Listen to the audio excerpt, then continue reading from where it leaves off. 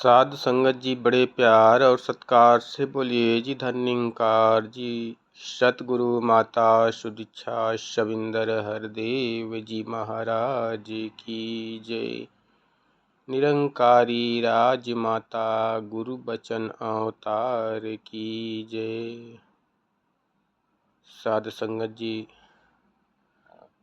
आप सभी संत महापुरुषों के चरणों में प्यार भरा कोटिन कोटिन बार धन्यंकार जी। साध संगत जी, सत्संग क्यों जरूरी है, सत्संग से क्या लाभ है। साध संगत जी, सत्संग हमारे जीवन में बहुत सारे बदलाव लाता है। साध संगत जी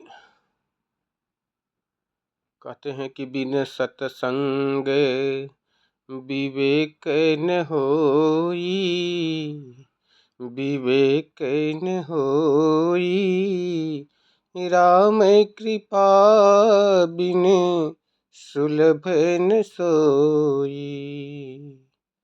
सत्संग जी, सत्संग जो हमारे अंदर सोचने की, अच्छे विचार सोचने की क्षमता होती है, उसका विवेक को सत्संग से ही जागृति होती है। सत्संग जी, अन्यथा इंसान इस माया के बाजार में इस कदर ठगा चला जाता है कि उसे पता ही नहीं चलता कि ये माटी का तन कब समाप्त हो जाए। सत्संग जी,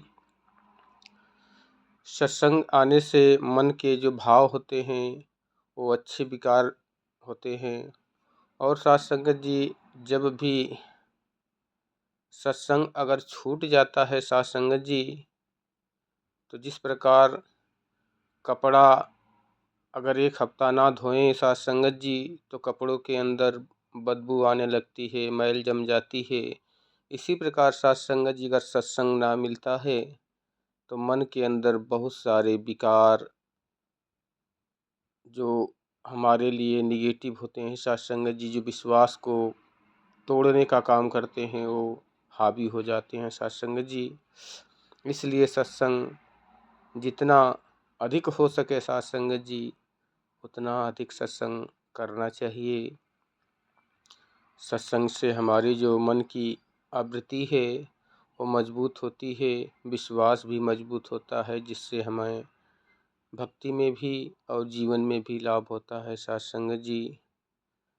सत्संग के करने से हमारे जो निगेटिव सोच होती है वो दूर हो जाती है।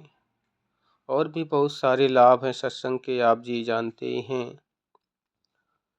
कि सत्संग में आकर ही हमें इस परम पिता परमात्मा का सतगुरु के द्वारा जो ज्ञान मिला,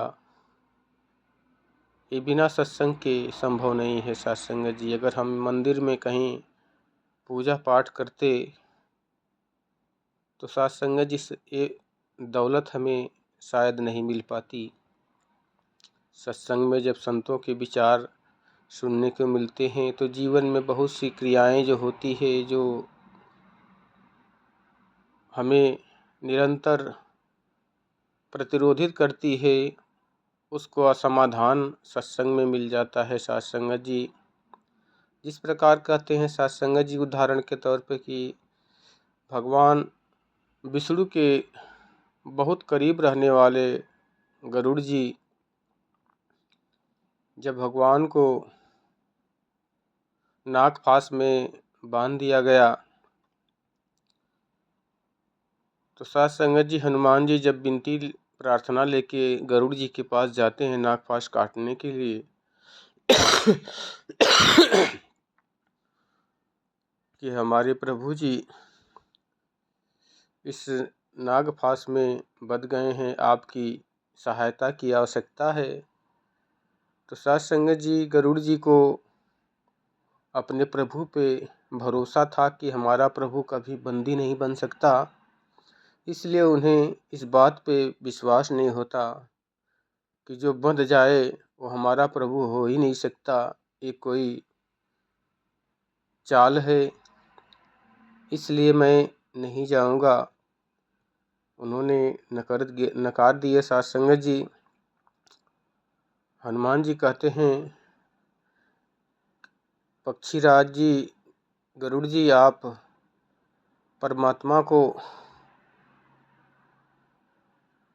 बंधने वाला तो नहीं है, लेकिन हो सकता है आपको किसी न किसी रूप में वे पुकार रहे हैं, कुछ करने की कोशिश कर रहे हैं आपको ऊपर उठाने के लिए।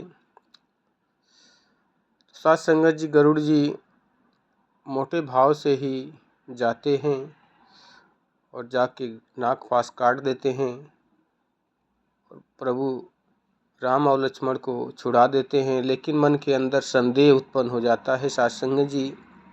फिर वे धीरे धीरे नारद जी के पास जाते हैं, नारद जी से ये बात बताते हैं। तो नारद जी कहते हैं कि जब भगवान के और सद्गुरु के ऊपर संदेह उत्पन्न हो जाए तो सत्संग की आवश्यकता पड़ जाती है, इसलिए आप जाओ सत्संग करो, सत्संग में आपके प्रश्नों का हल हो जाएगा। फिर काकभुसुंडी जी के आश्रम में जाते हैं, जहाँ निरंतर संत महापुरुष कहते हैं कि सत्संग चलता रहता है। साध संगत जी जैसे जैसे कदम उनके उस आश्रम की तरफ बढ़ते जाते हैं, उनके मन का संदेह शीशे की तरह साफ होता जाता है और अंत में पहुँचते पहुँचते ही सारी संदेह खत्म हो जाता है और उनके मन में ये भाव जगता है कि प्रभु परमात्मा ने मुझे उजागर करने के लिए ऐसी जो क्षमता बख्शी है साध संगत जी। धन्यवाद।